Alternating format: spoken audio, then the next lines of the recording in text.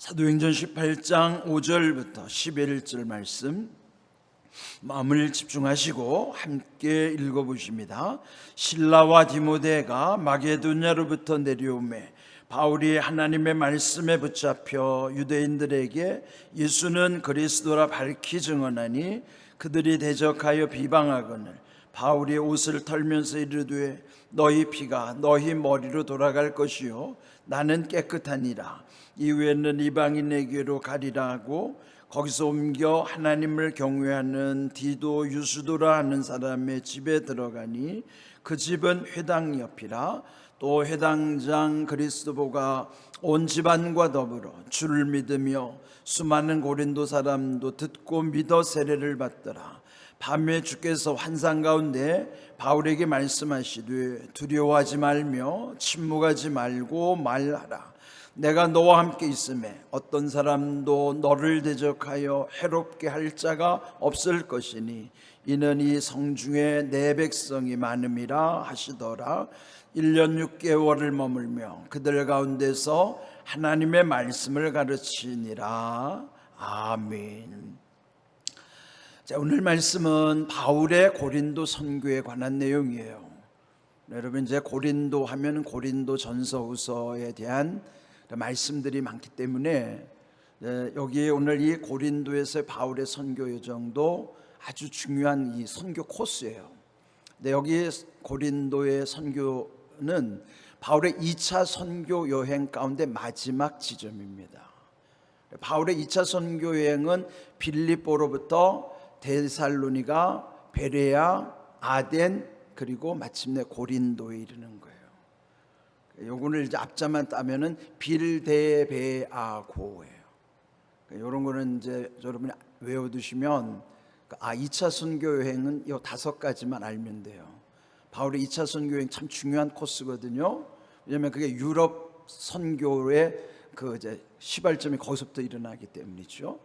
그러니까 빌데베아고 그 기억해 놓으시면 좋아요. 빌립보, 데살로니가, 베레아, 아덴, 고린도.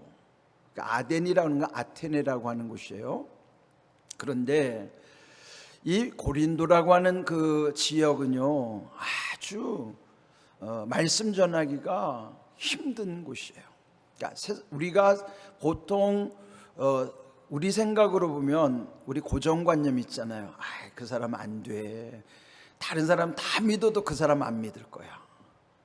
우리가 그렇게 딱 고정관념에 사로잡히면 그 사람 절대 전도 안 됩니다. 이따금 보면 그 가정에서 우리 집 그 양반은 안 돼. 우리 집 누구는 절대 안 돼. 그럼 그 믿음대로 절대 안 되는 거예요. 그 말이 중요한 거거든요. 그런데 여러분, 고린도가 사실은 고정관념으로 보자면 그런 도시예요. 이 고린도라는 명칭 자체가 영어로 고린티안스, 고린티안이라는 게 이제 고린도 사람이란 뜻이거든요. 네, 영어 사전을 찾아보시면 고린티안, 그 고린도 사람이란 의미 속에는 어떤 의미가 있냐면요, 난봉꾼이라는 말이 있어요. 난봉꾼이 뭔지 알죠? 주색 잡기에 능하고 또 호랑방탕한 삶을 살아가는 사람을 일컬어서 우리가 흔히 난봉꾼이라 그러죠. 고린티안스, 고린도 사람들이라는 의미 속에는 남봉꾼이라는 의미가 있어요. 그러면은 얼마나 그 고린도라고 하는 지역이 참 죄악이 가득 차 있는 곳인가. 그러면 그런 곳에 가서 선교한다는 것, 전도한다는 것, 쉽지 않죠. 그런데 고린도로 이 바울이 이제 들어가는 거예요. 그런데 여기 앞에 보면은 이 바울의 사역을 돕는 이들의 이름들이 쭉 나와요. 이 앞에 읽진 않았지만은 2절에 보면은 아굴라 브리스길라 부부들 만날 뿐만 아니라 5절에는 또 실라와 디모데가 거기서 합류하고, 그리고 7절에 보면은 디도 유스도라고 하는 사람이 나오고 회당장 그리스보라고 하는 사람들이 나와요. 자, 이렇게 바울이 그런 선교를 아주 크게 할 수 있었던 것은 하나님이 좋은 사람들을 붙여주셨기 때문이에요. 우리가 어떤 일을 할 때요, 혼자서 할 수 없어요. 이 공항교회 일도 저 혼자 절대 감당 못합니다. 그런데 제가 공항교회 보니까요, 좋은 분들을 많이 붙여주시더라고요. 마치 이 바울이 선교 현장으로 갔을 때 좋은 분들을 많이 붙여주시는 것처럼, 제가 이 공항교회 오고 나면서 느끼는 것은, 제가 오기 전에도 미리 예비하신 분들도 있지만 제가 온 다음에 또 좋은 분들을 또 많이 보내주시기 시작하셨어요. 그래서 바울의 그 선교 여정 가운데 하나님이 이렇게 좋은 사람들을 합력하게 하신 것처럼, 오늘 이 공항교회 매일 공감 전도단을 발족하시는 데 있어서도 하나님 좋은 사람들을 붙여주시는 거예요. 그리고 여기 이제 이 말씀 가운데 보면은 또 6절에는요, 그 바울을 대적하고 비방하는 이들도 있었어요. 그러니까 항상 이 현장 자체가 척박하더라도 먼저 하나님이 함께 하시고 하나님이 돕는 이들을 붙여주시면 아무리 어렵고 힘들어도요, 다 이길 수 있어요.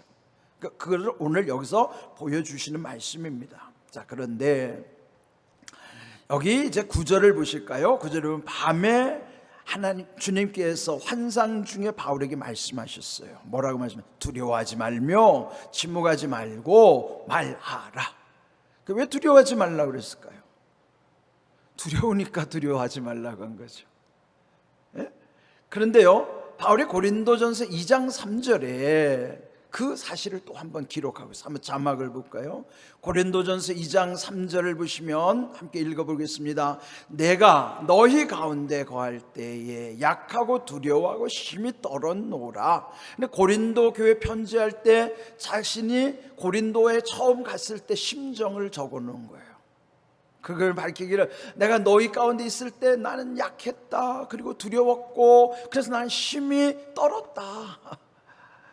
왜 바울이 이렇게, 바울은 그 직전에 이미 1차 선교여행도 또 2차 선교여행이 마지막 지점에 이르기까지 바로 엄청난 일을 했어요. 그런데 직전에 있던 도시가 어디냐면 아테네라는 곳이에요. 빌데베아고 할 때 그 아테네, 아덴, 거기가 철학자 도시예요. 철학자들의 도시. 여러분 잘 아는 소크라테스, 아리스토텔레스, 플라톤, 이런 쟁쟁한 당시에 그 철학자들이 철학의 꽃을 피웠던 융숭했던 도시가 아테네란 말이에요. 그러니까 거기 가면요, 순 논쟁하기를 좋아하는 거예요. 그러니까 이 바울도요, 논쟁에 지지 않아요. 얼마나 박식한지. 근데 그들하고 논쟁을 하는데요, 그러고 보면 논쟁에서 이기는 것 같은데도 보면 열매가 없는 거예요. 그때서 깨달은 거예요. 이게 말씀 전하는 게 무슨 논리 갖다 되는 것도 아니고, 말싸움에서 이겨서 되는 것도 아니고, 무슨 철학으로 같이 맞서서 전도되는 게 아니라는 거예요. 그래서 선교지 가운데서 낭패를 본 곳이 아테네에서의 선교예요. 자, 그러면은 한번 넘어지고 실패하면 그 다음 도시에 갔을 때는 마음이 위축이 되죠. 그래서 고린도 지역에 갔을 때 바울이 고린도전서 2장 3절과 여기 오늘 9절에 표현된 대로 주님이 두려워하지 말라 한 것처럼 바울이 많이 위축되고 두려워했던 상황이라고요. 여러분, 이 전도 현장에서 이런 마음이 들 때 있어요. 두려움이 생기는 거예요.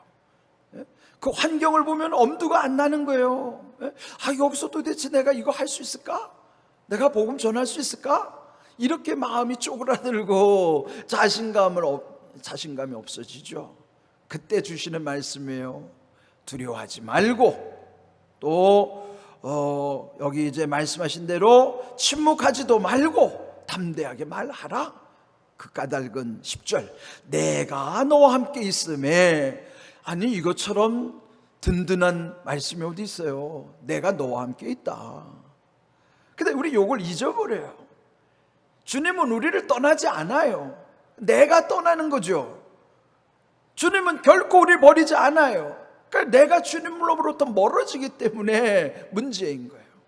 그래서 여기 주신 말씀처럼 우리도 어디에 있든지 무엇을 하든지 주님이 항상 나와 함께 하신다. 이게 임마누엘 신앙이에요. 이 믿음을 가질 때 두려움을 이기는 거예요. 담대할 수 있는 것입니다. 그래서 내가 너와 함께 하기 때문이다. 그러므로 어떤 사람도 너를 대적하여 해롭게 할 자가 없을 것이니, 그 다음 중요한 말, 이 성중에 내 백성이 많음이라. 보이지 않잖아요. 그런데 이미 주님은 말씀하세요. 여기 고린도 지역에 내 백성이 많다. 근데 바울은 못 보는 거죠. 우리가요, 왜 전도 현장에 나가는가? 이 말씀처럼 이 성중에 하나님의 백성들이 많아요. 우리가 그걸 믿고 나가는 거예요. 어제 누가복음 10장 2절에서 예수님 말씀하신 대로 추수할 것은 많으나 일꾼이 적으니, 그 뭐야? 현장에 나가는 전도할 사람들이 적다는 거예요. 거기 가면은 추수할 거 널려 있다는 거예요. 예? 구원받을 자 많다는 거예요. 이 도성에 내 백성이 많다는 거예요. 그게 하나님이 우리에게 알려주시는 거예요. 그래, 우리는 모르잖아요. 그래서 현장에 나가야 되는 거예요. 왜? 주님이 나와 함께 하신다는 이 말씀 확증을 가지고, 그리고 여기 하나님의 백성들이 많구나, 또 추수할 것이 많다고 하는 주님 말씀 묻고, 근데 일꾼이 적다고 그러니까 내가 일꾼이 되는 거예요. 그 전도자가 일꾼입니다. 그러니까 우리가 그 믿음 가지고 담대히 나가는 것입니다. 그렇게 이 귀한 말씀 가운데 거기 두려워했던 고린도에서 1년 6개월을 체류하면서 복음을 전하는, 고린도 1년 6개월은요 에베소에서 3년을 체류한 것 다음으로 두 번째로 오랫동안 머물렀던 곳이 고린도 지역이에요. 그러니까 그만큼 오래 머물렀다는 건 거기에 마음을 둔 것이죠. 그래서 우리가 이 복음을 전할 때, 또 전도 현장으로 나갈 때 우리 마음이 이렇게 바울처럼 위축될 수 있다는 거죠. 바울 같은 대사도도 마음이 이렇게 쪼그라들 때가 있는데, 아니 하물며 우리 같은 사람들이야 당연하죠. 그럴 때 주님의 음성을 듣는 거예요. 내가 너와 함께 한다. 그리고 너를 해칠 자 없다. 또한 이 성중에 내 백성 많다. 또 주님 누가복음 10장 2절에 말씀하신 것처럼 추수할 것이 많은데 일꾼이 적다. 얼마나 안타깝겠어요. 여러분, 농사 지어보신 분은 알 거예요. 추수할 것 많은데 일꾼이 손이 모자라가지고, 얼마나 바쁘면은요, 한참 바쁠 때는 그냥 부지깽이라도 돕는다 그러잖아요. 그 정도로 일손이 모자라는 거예요.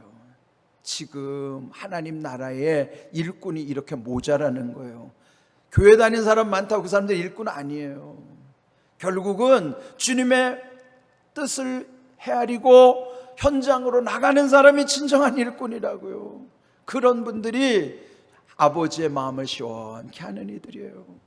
그래서 오늘 이런 귀한 믿음 가지고 우리가 지금 이 새벽에 계속 말씀을 나누는 것은 전도 현장을 향하여 우리의 마음을 지금 다지고 있는 거예요.